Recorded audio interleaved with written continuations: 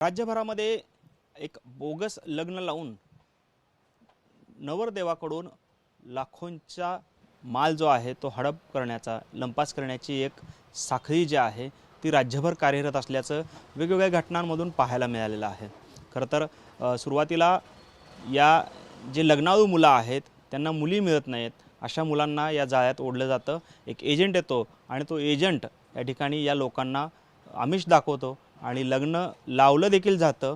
सर्व प्रक्रिया पार पडते आणि 2 ते 3 दिवसांमध्येच त्या मुलाकडची सर्व संपत्ती जी आहे, सर्व पद्धतीचे दागदागिने आहेत, रोख रक्कम आहे ती घेतली जाते आणि ती मुलगी पळून जाते। त्यानंतर मात्र केवळ हात चोळत बसण्याशिवाय या लग्नाळू मुलांकडे दुसरा पर्याय राहत नाही।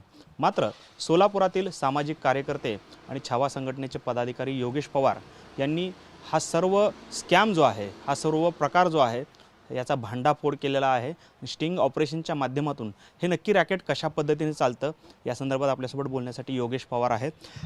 खरं तर एक मोठं स्कॅम जे आहे ते राज्यभर नव्हे तर देशभर हे स्कॅम कार्यरत असल्याचं वेगवेगळ्या घटनांमधून समोर येतं। मात्र प्रत्यक्षात हे कधी समोर आलेलं नव्हतं, कारण घटना घडल्यानंतर लोकांच्या लक्षात येत होतं की आपली फसवणूक झाली आहे। तुम्ही हे स्कॅम उघड आणलेलं आहे, स्टिंग ऑपरेशन केलेलं आहे, काय नक्की हा प्रकार होता सगळा?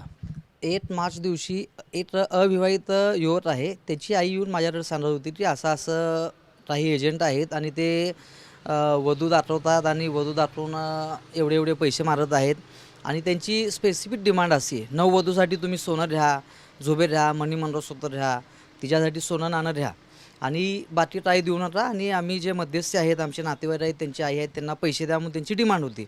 आता ह्या केसमध्ये 8,51,000 रुपयाची त्यांची डिमांड होती आणि नववधूसाठी सोनं द्या म्हणून डिमांड होती।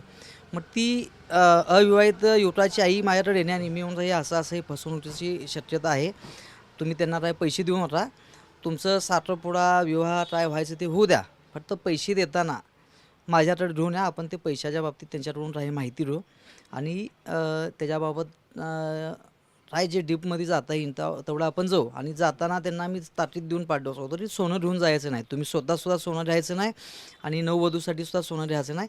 आम्ही मुद्दामून त्यांच्यासाठी बेंटेटचं सोनं घ्यायचं होतं।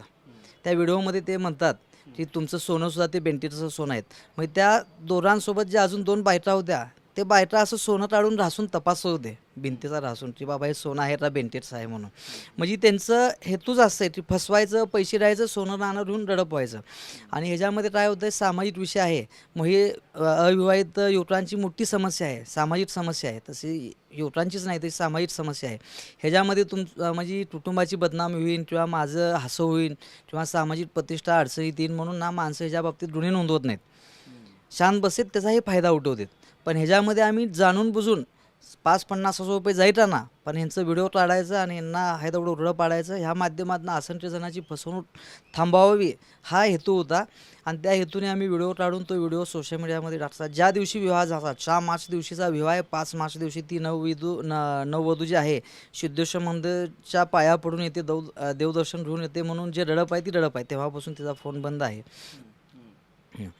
आणि हे अशी कमीत कमी 50 ते 60 जणांची टीम आहे त्यांची, असे ग्रुप आहेत असे 50-60 आणि काही ठिकाणी तर असं आहे माझ्या ऐकण्यामध्ये आहे, आता इथंच एक विजापूर आता हद्दीमध्ये एक एजंट आहे, तो वेश्या व्यवसाय धंदा करतो, वेश्यांचा एजंट आहे आणि ज्या वेश्याबाया आहेत त्यांना वधू म्हणून दाखवतो आणि 8-10 दिवसात पैसे सोनं नाणं देऊन रडप होतात।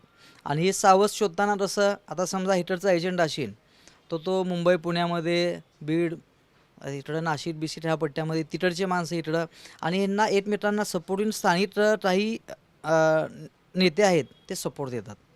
पण म्हणजे तुम्ही जे स्टिंग ऑपरेशन केलेलं आहे त्याच्यामध्ये साधारण कितींची मागणी केलेली होती आणि तुम्ही कॅश दिलेली देखील त्या स्टिंग ऑपरेशनमध्ये दिसत आहे, मग ते नक्की कशा पद्धतीनं हे सर्व मोडस ऑपरेंडी या सर्व बोगस जे काही लोक आहेत, जे एजंट आहेत फसवणूक करणारे, ह्यांची मोडस ऑपरेंडी नक्की कशी आहे की ते कशा पद्धतीने वर्क करतात?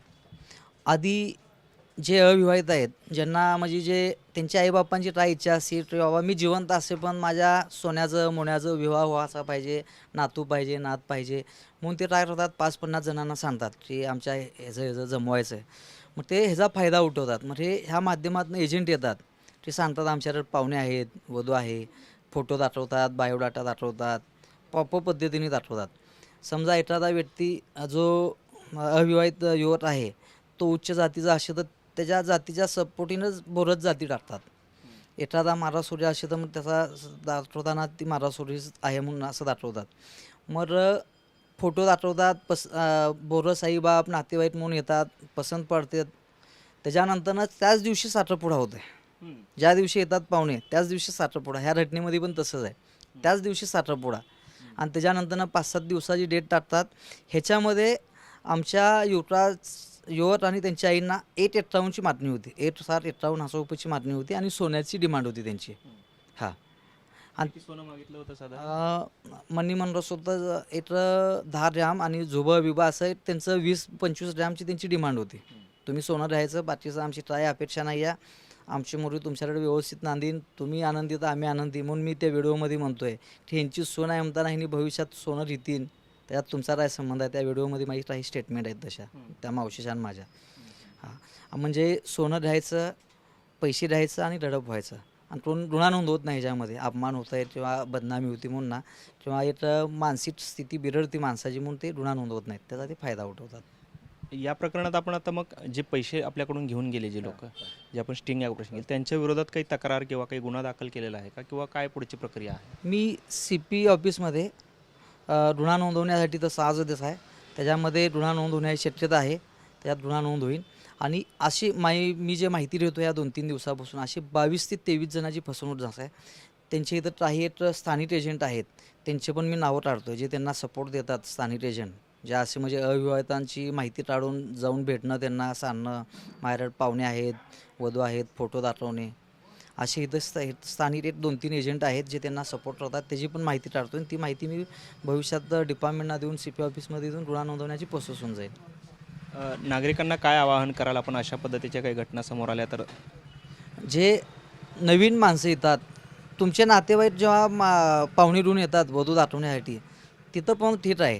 तुम्ही तेव्हासुद्धा स्वतः जाऊन त्यांचा पत्ता तपासणी, त्यांचा म्हणजे त्यांच्या घरामध्ये जाऊन त्यांच्या आजूबाजूची माहिती देणे.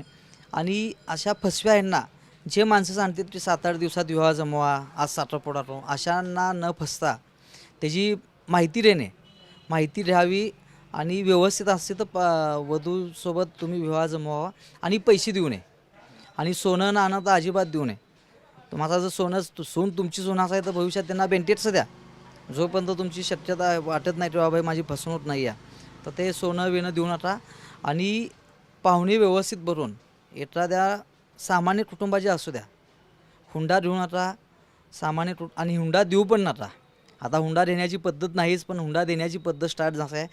त्यात गुणोत्तर थोडं कमी आहे म्हणून हुंडा देण्याची पद्धत आहे. ती हुंडा देण्याची पद्धत पण बंद पडावी, प्रथा बंद पाडावी. आणि जे नववधू आहे त्याची माहिती द्यावी, त्याच्या कुटुंबाची माहिती द्यावी. त्याच्याशिवाय न फसता न पैसे देता माहिती घेऊन व्यवस्थित विवाह जमवावे अशी माझी विनंती आहे जनतेस. पण पाहतोय खरं तर ही सामाजिक समस्या असली तरी व्यक्तिगत लोकांची मोठ्या प्रमाणात फसवणूक जी आहे ती या ठिकाणी होते. आणि या माध्यमातून एक रॅकेट जे आहे, एक नवीन स्कॅन्डल किंवा नवीन प्रकारचा हा सगळा एक स्कॅम आहे, तो या निमित्ताने राज्याच्या कानाकोपऱ्यात सातत्याने आणि दररोज घडताना पाहायला मिळतोय.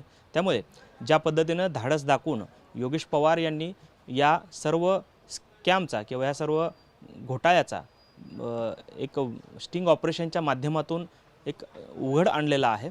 तर आगामी कालावधीमध्ये अशा पद्धतीनं जर कुठे घडत असेल तर तिथल्या स्थानिक पोलीस स्टेशनला देखील अशा पद्धतीची कल्पना द्यावी आणि अशा पद्धतीनं या फसवणुकीला आपण बळी पडू नये असं आवाहन जे आहे ते सामाजिक कार्यकर्त्यांकडून केलेलं आपल्याला पाहायला मिळतं. कॅमेरामन विनोद हुन्नाबादकरसह सागर सुरवसे, TVN मराठी, सोलापूर.